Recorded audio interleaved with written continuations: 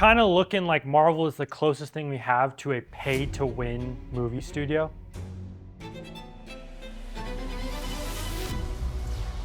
This is the most expensive movie footage ever made. 503 million people watched this trailer in one day. A single day. And I priced out all of it. There's no really like story in this trailer. There's not really a plot setup. But what did we actually watch? What is the math behind the trailer? Marvel for the past year hasn't released any films. The internet kind of wrote the obituary for Marvel. We're fatigued from all of their projects. The TV shows suck. Whatever your excuse was that Marvel was done was said throughout that year, and suddenly that kind of seems to have changed. And this may be proving the pay-to-win theory I have, which is no matter what Marvel does, at the end of the day, they are going to make money in theaters. They just haven't been proven wrong yet.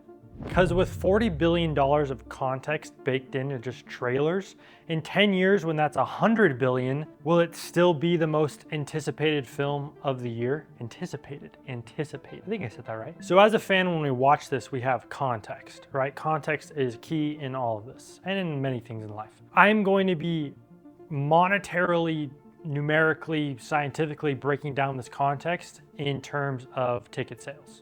So when Thor walks in, that's 8 films and $10.5 billion in ticket sales.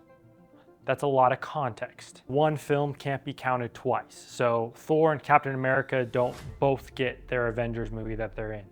Age of Ultron only counts once. If we only count films from characters that can be seen in the trailer, it's $25.4 billion. Now, that's not counting Iron Man as Robert Downey Jr.'s character of Doctor Doom. If we were to add that context in, which I think we should, it raises up a few $1 billion. And if we add all the MCU movies and all the X-Men movies, we get about $42 billion. And Spider-Man is increasing that number still, but just for numbers' sake, we're gonna call it $40 billion. And the trailer isn't even for context. It's for one specific thing, and hold on to him for just a moment. What does pay to win look like from the other competitor? In games, pay to win is seen as a downplay. It can be said as an insult. You're only good at this game because you paid to win. Marvel gets to launch trailers that no other filmmaker or no other films get to do. In 2.5 minutes, they don't need to answer questions. Marvel kind of just throws characters like paint on a wall. Every Marvel film withdraws in the next one. It compounds. While features released in theaters just have their one film, their one trailer to try to get you in the seat. A Taxi Driver can't compete with an Iron Man 5. But they're not really playing the same game, are they? That's why in 2019, Martin Scorsese said, Marvel films are not cinema. And the internet kind of got split by that. Scorsese called it a theme park ride. And I don't know if he necessarily was trying to be mean, but he was just saying it's not the same game. Filmmakers can't compete with the ongoing similar experience Marvel offers every single iteration. It's like going on the same ride, just a little bit maybe different every single time.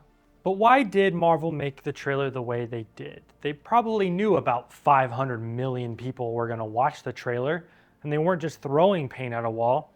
What was it for? Well, my personal take is all Marvel films, all superhero films, market around the villain. We have been fed the same structure over and over again, that the main variable of what will happen is how brutal, how different, how relatable the villain will be.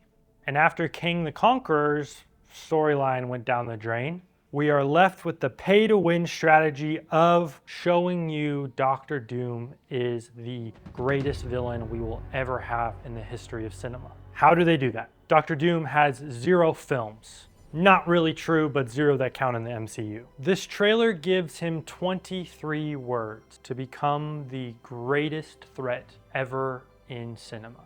The crescendo of the trailer, $40 billion of hero context, against 2 fingers of Doctor Doom. Marvel was smart though. They made a casting decision I didn't really agree with at first, but I might see why. Robert Downey Jr. as the villain Doctor Doom. Now this is old news, but in this context, the only reason they did this is to hijack the vein of goodness and the arc of Iron Man and contrast it to Doctor Doom. Every decision Doctor Doom makes will be compared to the arc of Iron Man. They were building Kang the Conqueror for a few films and the Loki TV series, but had to speed up that process with Doctor Doom, and they just placed Robert Downey Jr. in the role. Like I said, hijacked the context. I mean, in 2008, Robert Downey Jr. was reportedly the face of Marvel for $500,000, and now is the face of Marvel for $100 million? They are leveraging the buyout of our memories. So the MCU, $40 billion of tickets, thousands of artists with one continuous story, making this the most expensive art project ever in human history. Art that many artists hate. But the trailer for Doomsday is this self-portrait of, look what we built as Marvel, the most expensive art project in human history. Now, there is a debt that every audience member has with Marvel. If you want to have that full context, that's over 200 hours of film to watch. That unless you've put in the 200 hours, it's just not the same experience. Do you think Marvel is pay to win? Is it the way it is at this point just because it's very good filmmaking? Also, like this video, comment, or subscribe.